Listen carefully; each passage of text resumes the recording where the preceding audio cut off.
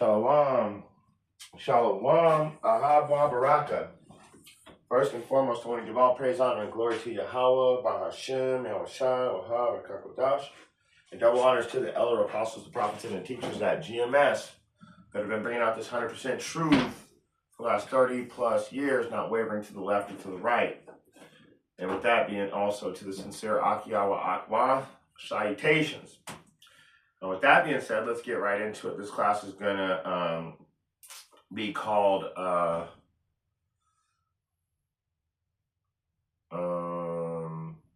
Little Children, Keep Yourselves from Idols, okay? So the name of this class is going to be called Keep Yourselves from Idols. And so let's get right into it. Let's go to the book of Romans. We'll start in the book of Romans, chapter 1, and go down to verse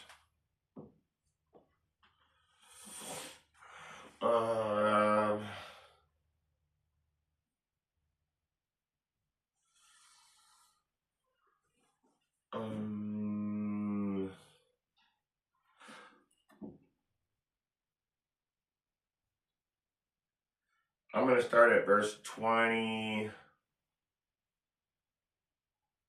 Let's start at verse 19.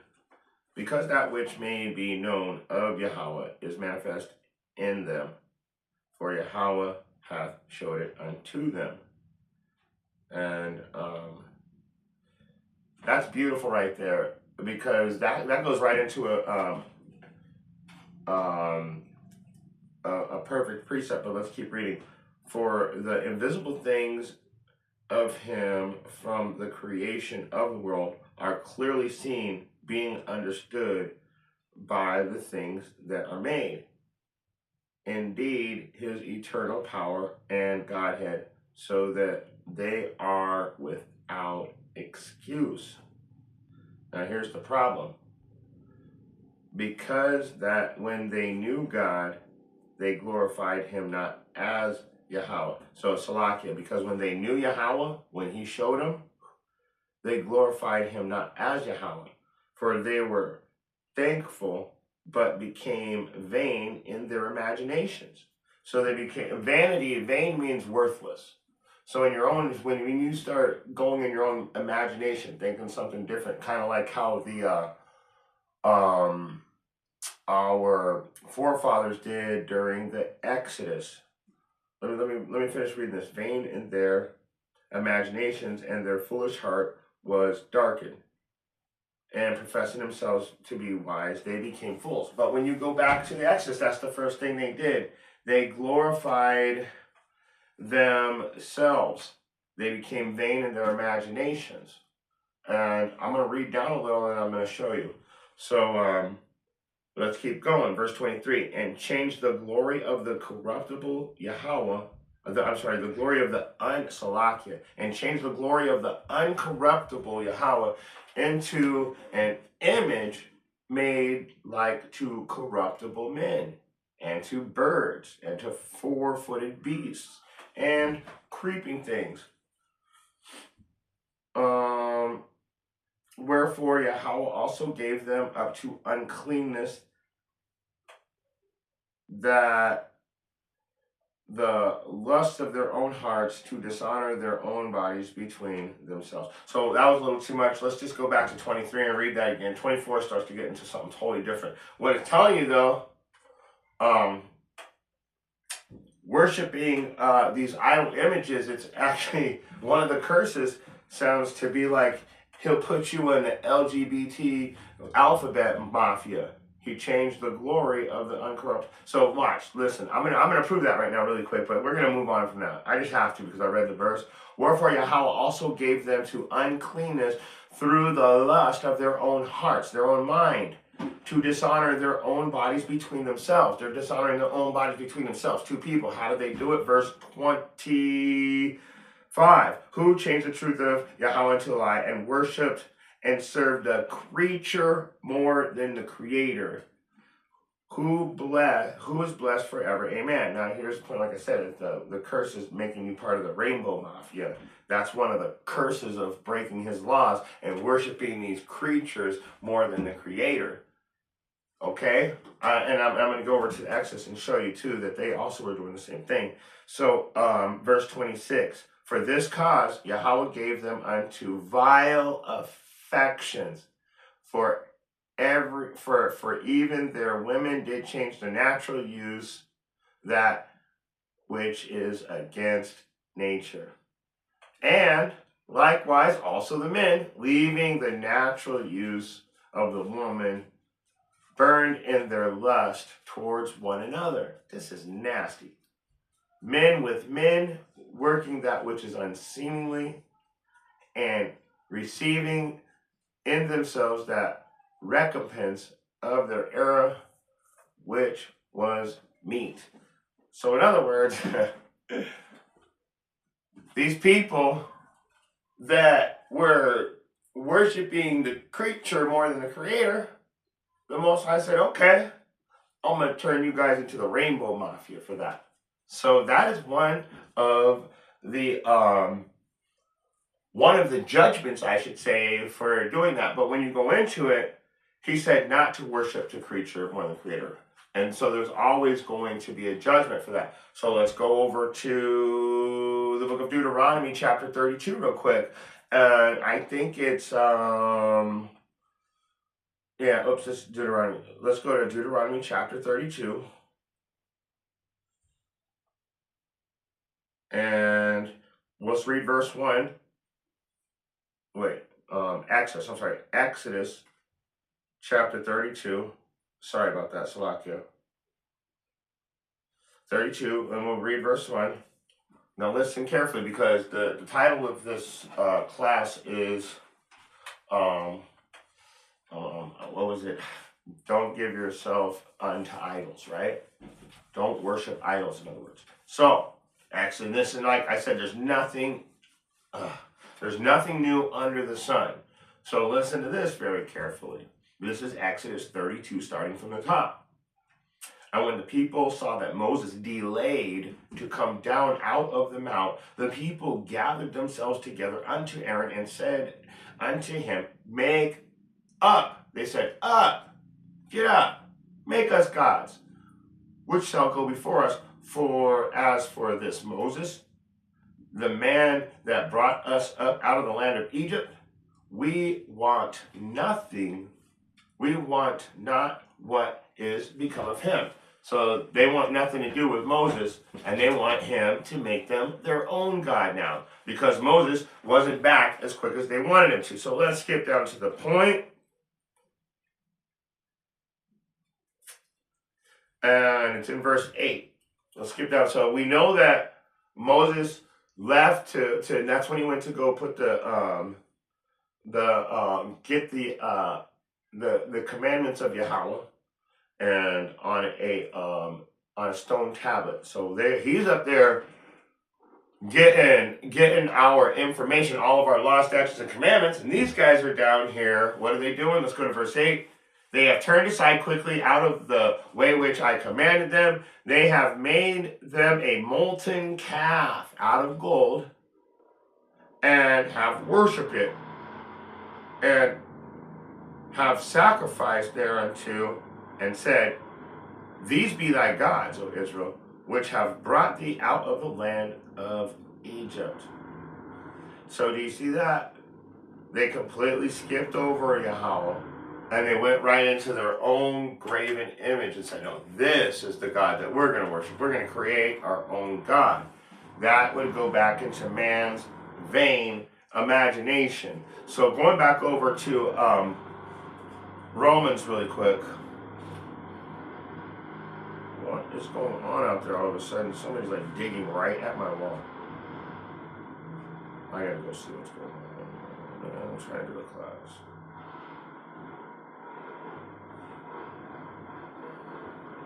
Oh my gosh. Okay, so like I said, there's nothing new under the sun. And so when you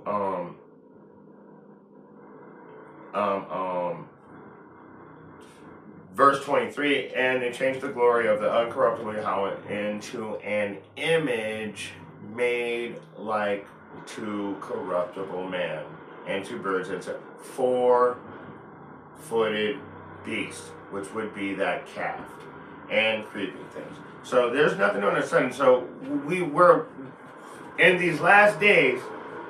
The prophets are still doing the same thing. The elder apostles, the prophets, and the teachers are still doing the same thing. They're trying to tell you, don't do these things. Don't worship these things. Don't have graven images, because it's a form of worship. Okay? And so what do the people do? The first thing they do is go out and get a Jesus piece. But we know that our forefathers were doing this from the jump. As soon as we came out of Egypt, this is the first thing we were doing when Moses was up getting our laws. So let's move around a little bit more. Let's go to the book of Deuteronomy chapter 4. Deuteronomy chapter 4.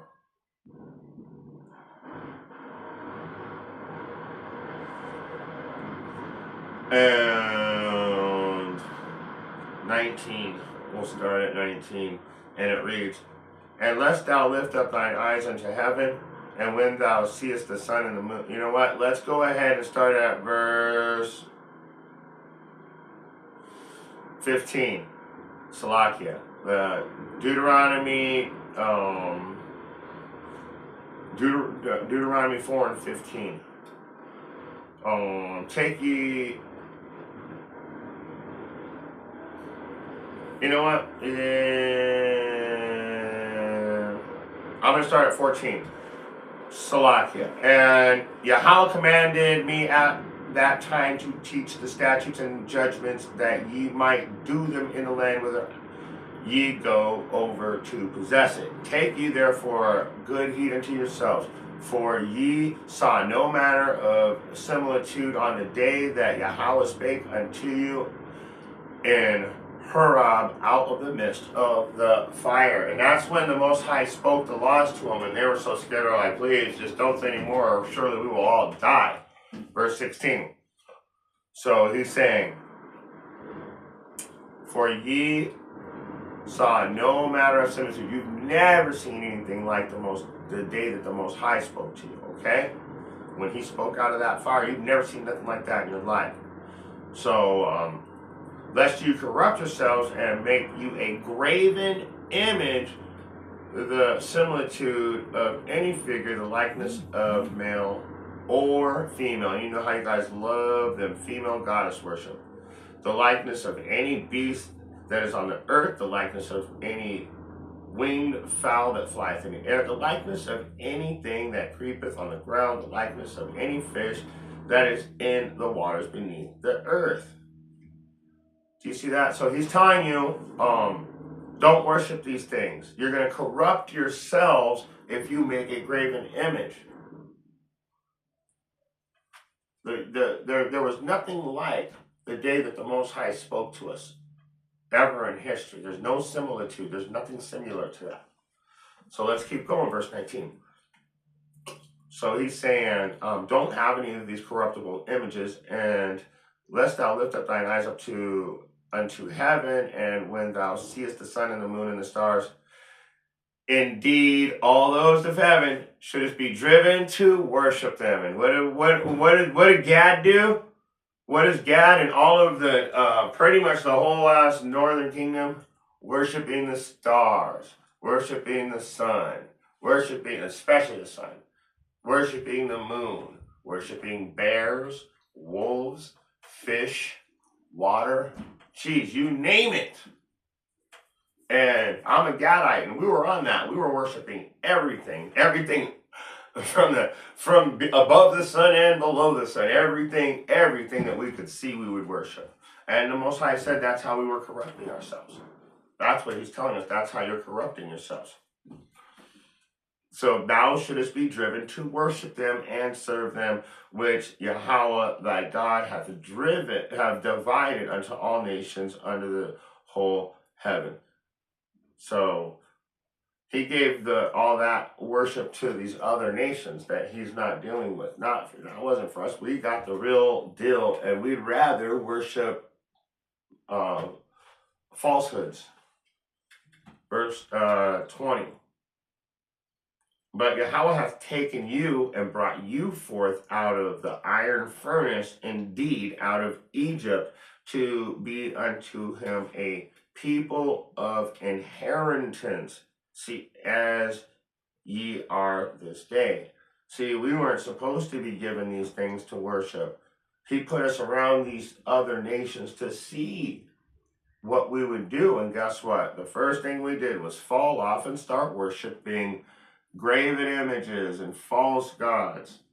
And it just seems like the trend for an Israelite. All we wanted to do was to worship, especially as a Gadite. So when you go back into the history of Gad from the tribe that I'm from, I mean, we were truly worshiping everything. I mean, all kinds of spirits and just everything. If you name it, it had some kind of spirit on it. And when we were I used to live in Northern California in the Redwood Forest. And I remember this girl, I found a rock when I'm a Finnish carpenter and a carpenter. So we were lifting up a 100-year-old house, rebuilding the retainer wall, and then laying it back down on a brand new retainer wall. While we were digging, I found this rock. And it was actually one of the rocks that they used for tools. And the Pomo back in those days, they would bury everything and cover their tracks, because if you go into the history, they were being hunted like animals from the Edomites. But I find this rock that was buried and I pull it out. And this girl tells me, oh, you got to put that back. It has a spirit on it. It wants to be put back where it belongs. And I'm just like, you got to be joking, right? So it's the same thing as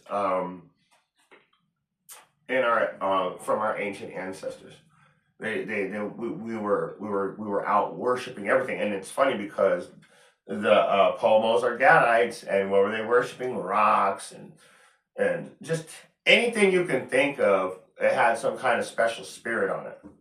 Especially the birds. I mean, what was our headdress? We had a peculiar headdress of an eagle's feather. So anyway, these are the things that we're not supposed to be doing. So and when we find it out, what do? We forbear. We reject the truth. The lie is so good. When you hear the truth, you want to stick to the lie. So let's get that. And it's very true, because all of our people right now are hearing this truth. They're hearing it. There's nothing stopping you from being able to read the Bible, to understand it. If you don't have understanding, you can go right to the elders and the prophets and the teachers, and they're going to give you that understanding. If you can't understand it, then the Most High isn't dealing with you. You're just not being dealt with at this time, and I'd be really scared for that. But that goes into a certain type of person that you are. So let me get that. Isaiah 30:9. What type of person are they? This is a rebellious people. So this is why you can't get the truth. You're rebellious. When you hear the truth, even if you don't say anything, you're still in your mind justifying the lies that you've been living by your whole life. So this is a rebellious people, lying children that will not hear the law of Yahweh. That's why. That's why you would rather worship graven images. You would literally rather have a statue of some kind of serpent of knowledge, like the Hindus and the Indians, right? They do Hinduism, and one of their gods is a serpent of knowledge, so they worship the statue. That's why you're rebellious and you lie, because you say that Jesus knows my heart. I chose Jesus as my Lord and Savior. But you're lying, because you will not hear the law of the Lord, because you're out. And you see that a lot. People will go, and our people, especially the Israelites, love to go and be a part of a different culture. Want to dress like them, just be in every way, shape, or form, trying to imitate their oppressor. It's very interesting too, especially this day with the Stockholm Syndrome. You always see our people doing that. So you want to go and worship the false gods with all of your buddies, you do that. But I notice on Chinese New Year, you got Jakes wanting to participate in that. You got all of these, like, they got certain holidays throughout the year, and Jake's always trying to participate in stuff. And some of these holidays, mostly all of them, we were always being oppressed during them, and it's still like, yeah, but we can still party. You know, it's about having a good time now. It's never been about having a good time. It's about keeping you asleep. It's keeping you on them false idols, them false gods, that false worship, thinking that Yahweh knows your spirit, and then you go out and kneel down to a cross, or kneel down in front of Mother Mary, or kneel down in front of the Mecca rock. Let's go to 2 Thessalonians. Chapter 2. And it reads, going to verse 11, and for this cause Yahweh shall send a strong delusion, that they should believe a lie. Because you're lying children. Remember, you are rebellious and liars, and you hate to hear the truth. So what does he do? Listen to this listen to this very carefully. It says, and for this is 2 Thessalonians chapter 2 and verse 11. And for this cause, Yahweh shall send them a strong delusion, that they should believe a lie, that they might be damned who believe not the truth, but had pleasure in unrighteousness. So how you guys have your, like, what about Christmas? You put a whole ass tree in your house that the Most High tells you not to. And that's like a whole ass statue, because it represents Nimrod. And it's funny because he sent you a strong delusion, having you believe that it's Jesus' birthday somehow. So this is why he says you're going to be damned, because you don't believe the truth, but you had pleasure in unrighteousness. And believe me, when he tells you not to do something and you go out there and take pleasure in it, you're having pleasure in unrighteousness.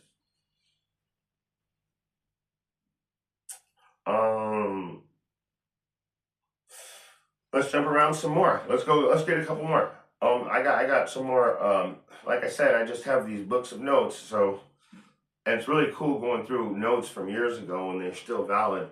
So let's go to Isaiah. Actually, this class is pretty new. I think I wrote these notes like a week or two ago and just never went over them. So Isaiah 40, and we're going to start at verse, I think, 18. And to whom then will ye liken Yahweh? Or what likeness will ye compare unto him? You know, and that's funny, because that's exactly what people do. Just like when we first left Exodus, we said, get us some gold rings. Everybody break off a gold ring, and we gather them all together. And then we're going to melt them and make ourselves a calf. And then we're going to have a great feast. And we're going to dance and party and have orgies around this great calf. So let's see what it says in here. Let's see what the scriptures say. Go Isaiah 40 and 18. To whom then will ye liken Yahweh? Who's going to be like Yahweh? Or what likeness will you compare unto him? Here we go, verse 19. The workman melteth a graven image, and the goldsmith spreadeth it over with gold, and casteth silver chains. There's your golden calf right there. I told you how he made it. Verse 20. He that is so impoverished that he hath no oblation chooses a tree that will not rot. That's funny that they use tree. It's not talking about Christmas though, but it's definitely funny, because I was just talking about that tree that's in your house. But this is talking about when you go to carve a wooden statue or totem pole or a cross, a wooden cross, okay? So let me keep reading. The workman melteth a grave. Verse 20. He that is so impoverished that he hath no oblation chooseth a tree that will not rot. He seeketh unto him a cunning workman to prepare a graven image that shall not be moved. So it doesn't move. Have ye not known? Have ye not heard? Hath it not been told to you from the beginning? Have ye not understood from the foundation of the earth? It is he that sitteth upon the circle of the earth, and the inhabitants thereof are as grasshoppers that stretcheth out the heavens as a curtain, and spreadeth them out as a tent that dwelleth in. That bring princes to nothing, he maketh the judges of the earth as vanity. So I'm going too far here. Sorry about that. I'm looking for something. So going back up, I went a little too far. I should have just let's go back up to 19. The workman melteth a graven image, and the goldsmith spreadeth it over with gold and casteth with silver change. Like going back to it, like I said, there's your golden image of a calf. The Most High is saying that he's going to judge the earth as he's going to judge the earth, and he makes the judges of the earth as vanity, worthless. The judges we have right now are worthless. And you know what the judges of the earth actually do right now, since we went that far and read it? You know what they do? They bring out graven images for you to worship. They keep you worshiping graven images. Trump, didn't he go to the Wailing Wall? Don't they have a cross for Jesus? Aren't they telling you aren't they gonna have like the presidential Easter egg hunt at the Oval Office? So they do all these things, right? And your graven images, the egg and the rabbit, everything about that is symbolism. And it all goes into Ishtar, which is the Satan's wife. Ishtar, the fertility goddess, which means it literally means any type of fertility goddess is Ishtar. Okay, so now that we know all of that, let's jump around some more. Let's go to 1 Corinthians.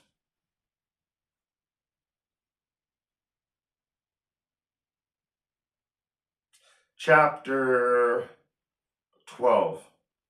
And it reads, let's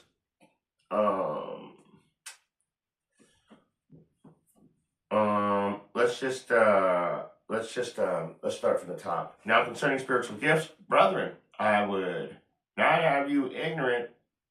You know that ye were Gentiles, carried away unto dumb idols, even as you were led. So he's saying, don't forget that we've all been a part of this.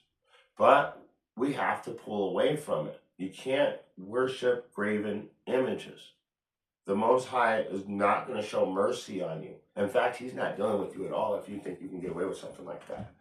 He said that we were all carried away unto these dumb idols. So going back into the Jesus, the Muslim, if you were a Muslim or you were a Christian, but you were worshiping and you're worshiping a graven image pretty much, because everybody bows down to the cross and to the Mother Mary, and everybody walks around the Mecca rock if you get lucky enough to go to Mecca and kiss this dirty ass rock, right?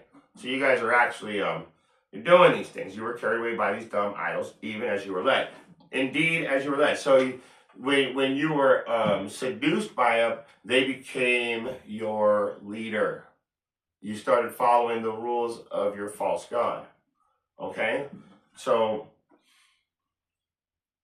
we got to remember, even as teachers and, like I said, elder apostles, the prophets and the teachers, and even the students, everybody had to start somewhere. We were all in the world at some point in this life. Nobody is Yahushua and they just came in, never sinned, never did anything wrong. I mean, IUIC said they're like that, but I don't believe it. I believe that we were all in the world at one point, and then we came into the truth. The Most High chose us to be in the truth. Remember how the Christians always try to tell you, oh, you got to choose Jesus as your Lord and Savior. Well, that's not true. He has to choose you. And if you were chosen, then you got this truth. So, but before you were chosen, you were carried away by dumb idols. The whole point is to not be in the worship of false gods. So let's go over to the book of Galatians. And let's go to chapter 4.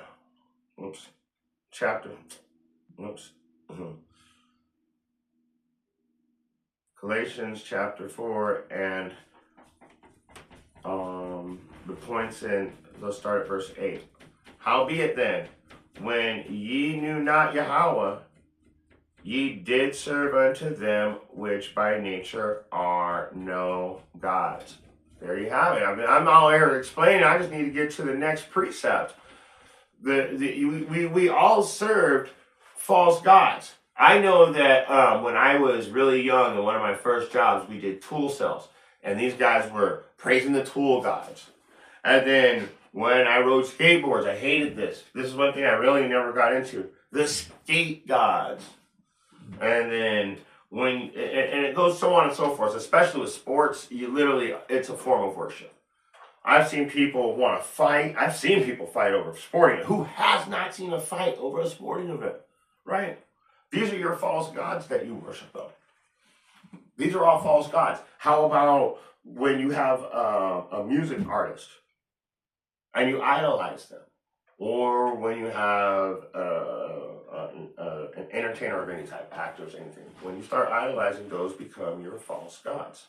Okay? So let's read it again. Howbeit, when ye knew not Yahweh, ye did serve unto them which by nature are no gods. So they were carnal.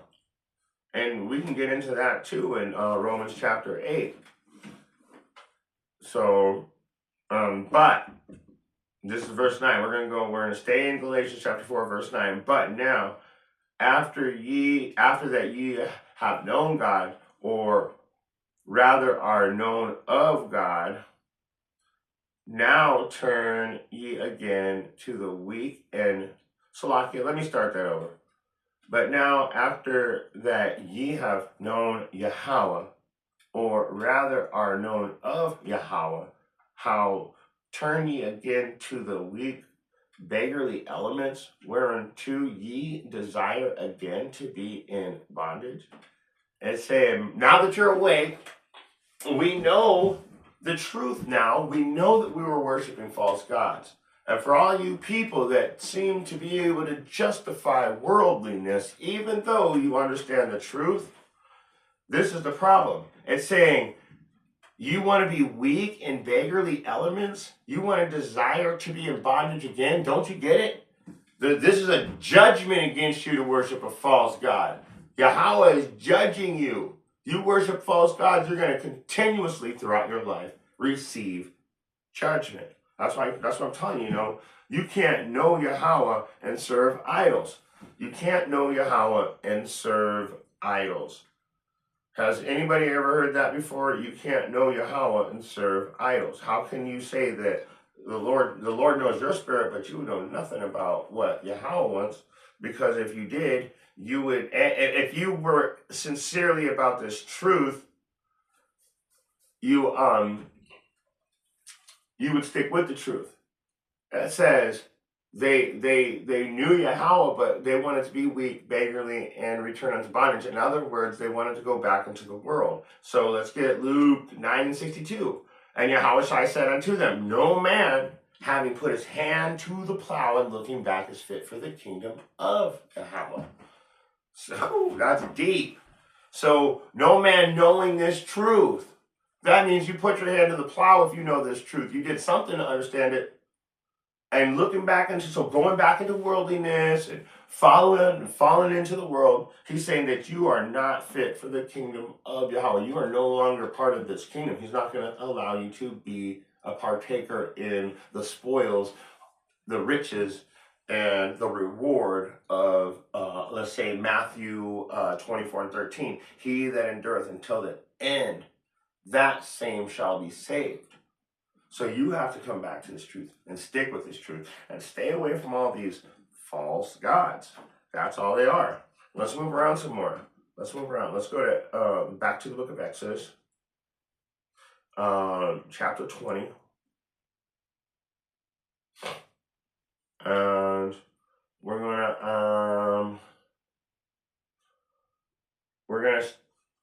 I'm gonna start from verse 1 because this is beautiful.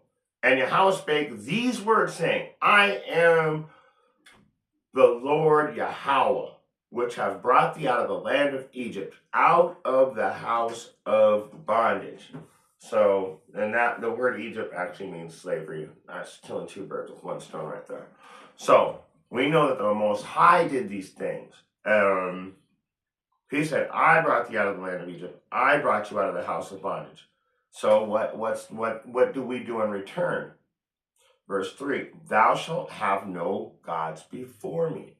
Don't have your graven, stupid images and acting like that you can have these things and Yahweh isn't going to judge you. Literally, I just showed you. Do you want to become weak, beggarly, and back in bondage? You really want to be in bondage? You know that this shit's wrong. Let me keep reading. For thou shalt not make unto thee any graven images or any likeness of anything that is in heaven above, or that is in the earth beneath, or that is in the water under the earth. That literally covers everything. Thou shalt not bow them. And so you got the heaven above, that's birds, that's the sun, that's the moon, that's the stars, that's anything that's in the sky.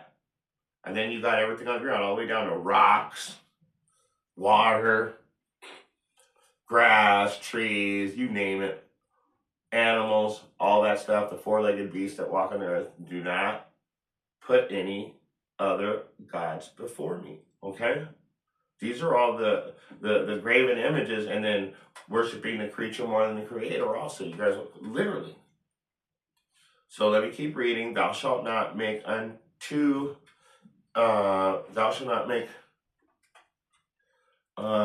thee, whoops, sorry. Right when we're talking about all these nasty bugs, I got one on my stuff.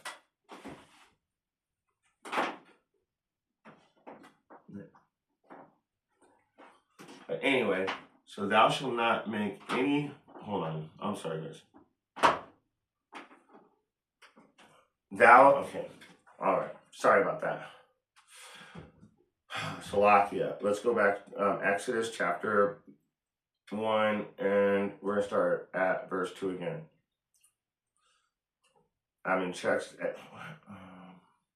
Exodus chapter 20, starting from the top again. Sorry, a bug just literally climbed on my stuff while I was talking about graven images and the ground and stuff, and nasty little creature. So, and God spake all these words, saying, I am the Lord Yahweh. And Yahweh spake all these words, saying, I am the Lord Yahweh, which have brought thee out of the land of Egypt, out of the house of bondage. Thou shalt have no gods before me, and thou shalt not make any of these graven images, or any likeness of anything that is in the heaven above, or that is in the earth beneath, or that is in the water under the earth. That covers everything. Thou shalt not bow down thyself to them, nor serve them. For I, Yahweh thy God, am a jealous God, visiting the iniquity of the fathers upon the children unto the third and fourth generations of them that hate me. He's telling you, I'm going to send you back and punish you for the worship of false gods in a past life. I'm going to send you back and punish you for it. But listen to this. So, and showing mercy unto thousands of them that love me and keep my commandments. That's beautiful. That's beautiful right there. So he's going to show mercy to that 1/3 that love him. But everybody else, it says that he's going to take your ass out and send you back, and you are going to have a punishment when you come back. Right now, we're in the last generation. If he's taking you out, you are going down, and you're going to go down hard. But all Israel shall be saved. So after you die this horrible, horrific death, you will eventually, in the third or fourth generation, be born into the kingdom, and you will be born into righteousness. So let's keep going. Verse You know what? We're done with that. Let's go ahead and jump back over to the book of Isaiah real quick. We're about to close out. We are about to close out. I'm getting ready to go out to the class right now. So let's go to Isaiah 42. The point is in verse 8.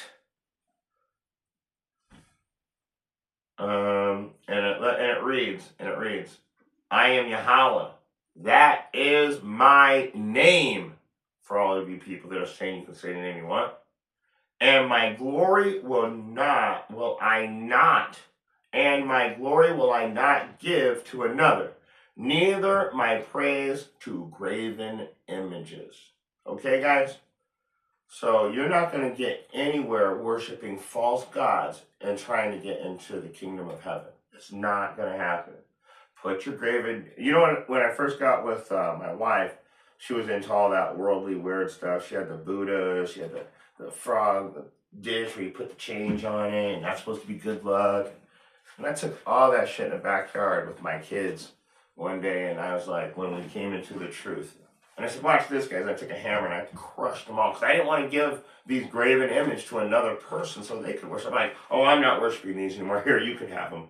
No, I crushed them into powder and said that no one, and I had to get her to understand and agree with me that no one should have stuff like this if it's going to put you in a punishment position with Yahweh.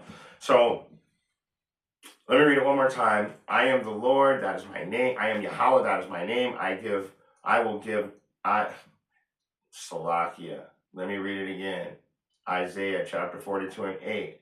I am Yahweh, that is my name. And my glory will I not give to another, neither my praise to graven images. Okay? So let's close out with this. We'll close out with what I told you the name of the class was.